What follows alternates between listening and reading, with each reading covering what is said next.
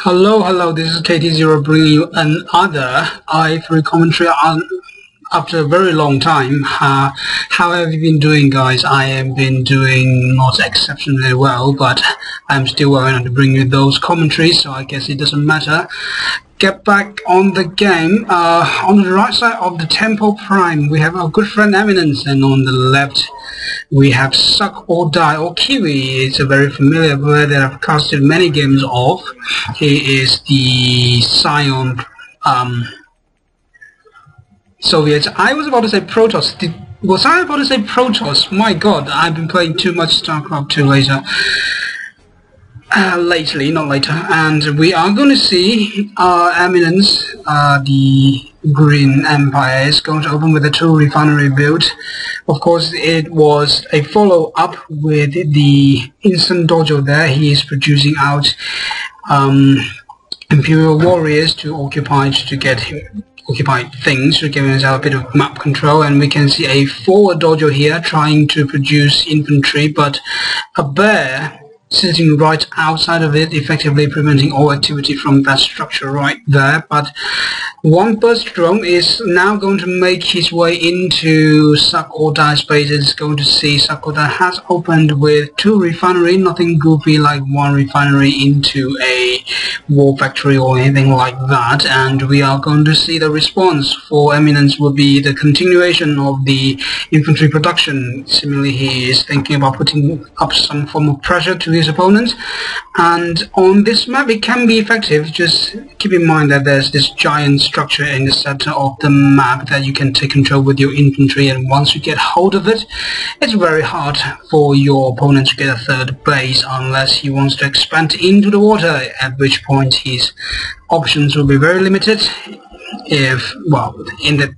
In that case, the whole game will just be changed to a naval warfare, which is not necessarily a bad thing to watch, but for the 2 players, it's rather mechanical and dull, I have to say. But getting back to the game again, we are going to see Eminence making his way into the Scion Soviet base with his infantries, with the katanas on their hands, seemingly not to charge into anything, but to increase the speed just a little bit to catch any infantry that is being produced out of the barracks off guard and kill them off to control the units counts for the Soviet player. We are going to see those Imperial Warriors using their assault rifles on the barracks, not being able to kill it before the sickle comes out of the war factory. And we are going to see the Soviet player Suck or Die is now producing out a second sickle, seemingly having observed his opponent's heavy infantry strategy. He's thinking about using the mech to counter that, and he has moved his MCV into the water, looking to expand a third time, well, not a third time, but a third refinery. So that is his strategy right there. But we are going to see our Empire player Eminence is now going to transition into mech build. We are possibly looking at some form of a Tengu harassment right here. We will see what is he producing. Well, no, he's actually taking up, so he's either transitioning into tanks or he is thinking about using those chopper VXs to shot the structures and vehicles into pieces, which can be effective on this map because the distance in water is just so long. It's generally quite hard for a Soviet player to defend that, but if the Soviet player Suck or Die has his bullfrogs in very good positionings, I think he would do just fine. But we are going to see the burst drone doing a little nice trick here, just slowing down the miners or connector, if you will, by that much that it matters. Well, going by what one of the pros on the forum has told me, it slows down the ore collection by roughly about 30%, so it's quite significant. So we are going to see Eminence is now thinking about using chopper VXs. He has now produced one, and he is moving his weight to 2 sickles there, seemingly thinking about taking out. And the bullfrog of Sakota is out of position to deal with that. But with decent micro, I think those two, at least one of those 2 sickles will survive. And we will see one scouting bear from the Soviet player is going to be scouting the oil refinery, the third oil refinery of the Empire player into the water as well, and the Imperial docks, so he is going to be prepared for any form of naval warfare here. However, we see one of the sickles has been taken out, but at what cost? If the Empire players are not careful, he can lose one of the chopper VXs here, but no, he is actually going to kill off the bullfrog, and now the one remaining sickle is going to be very vulnerable to those rockets here, especially if the Empire player has picked up that advanced rocket launcher upgrades or secret protocol, and however you want to call it. And we are going to see Eminence has produced out a third chopper VX, so a tremendous amount of air pressure coming from our Empire player, and in response to that we are going to see Sakota erecting up a at least wanted to erect up a anti-air gun, flank cannon, that's what it is called, and doing so unsuccessfully. Seemingly he doesn't have enough money to keep up with the production and saved out to build defensive structures as well, and now he is going to build a Tesla coil, a smart choice, not being overwhelmed by the Air Force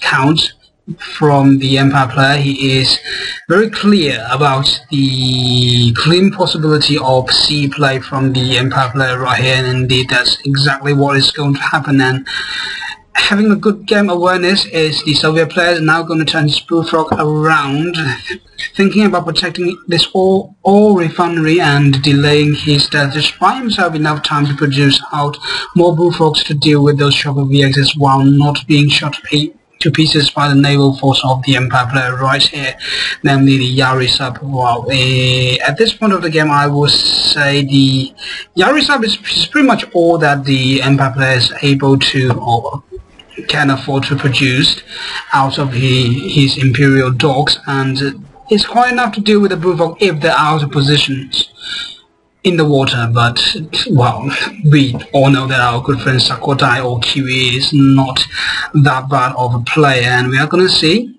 better for positioning here. 2 of the chopper VXs trying to do a little bit of damage on the unit production structure of the Soviet player here, and doing so unsuccessfully. Not even managed to bring it down to the yellow, but they are going to be able to kill off this terror drone here, which is quite a big deal considering that one of the flank troopers was actually thinking about taking out this tank by using his mines while the terror drone is freezing it. But now that is not going to happen, since the tsunami tank did run away and is now going to bind his buddies, the 2 tsunami tanks that has already out, now a 4th one. So we are going to be seeing some standard Mac play from both of these players right here. We are seeing that the Soviet player is transitioning into hammer tanks as well, so very standard army from both of these players. But we will say, being an Empire player, Eminence is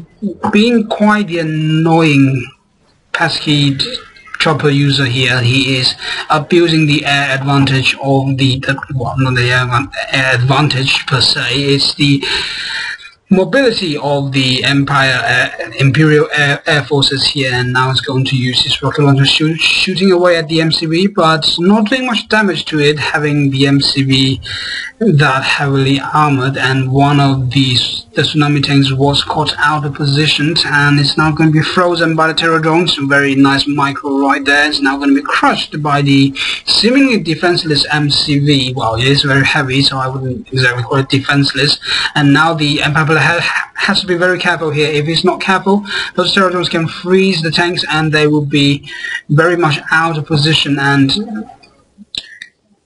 the Empire just doesn't seem to have an angle to go in. It seems the Soviet player is just being too careful with his units, that he's keeping his bullfrog with his main army, and His army is quite significant, I would say, and with the anti-air, those 3 hammer tanks will be able to take on those 4 tanks very nicely with the use of secret protocol, dropping debris from space right here, as long as they don't walk into the field of fire of those tank busters inside this structure that I mentioned early on. And being a good player they will keep up the production of the units from their respective structures as they're battling each other. But not looking at his structure might be a mistake from the Soviet player here, as the war factory is going to be brought down by the 2 chopper VXs sneakily into the Soviet base, taking out some vital structure right here, and simultaneous harassment from the sea wings from the Empire player as well at the 3rd refinery of the Soviet player. But phenomenal position from the Soviet player as well. The 2 Bullfrogs moving into the water for interception did take down one of the chopper VXs right there, and is going to be very significant for the Soviet player. And now that the Soviet miner has armored up, it will buy itself enough time for the Bullfrogs to make it there to save his life. And now the VX is recognizing there's not much more he can do. He will be flying away right there. And going by the VXs, we can derive that the Imperial Dog of the Empire player is now at level 2, and his Megabit is at level 2 as well. We will see if he's going to be producing if he's going to keep up the production of tier 2 units, or is he going to build up a battle lab or whatever the structure is named, I can't exactly remember, and transition into tier 3 units and use some long-range artilleries. That will be quite spectacular indeed, especially on this map with all those ledges. A tank army can be immobile by the terrain there, so if you can take control of the center of the map, you will be in quite the good shape. But we can see the Soviet player is now going into a turtling mode here. He's moved his MCV in forward position, trying to build a refinery on the ledge, but not quite in the range of those tanks, and his army is in position of defending it, so the tsunami tanks would have to move in, but they would have to be careful. They would have to be careful here, or otherwise they'll be intercepted by the whole army of the Soviet player. That's exactly what's happening right here.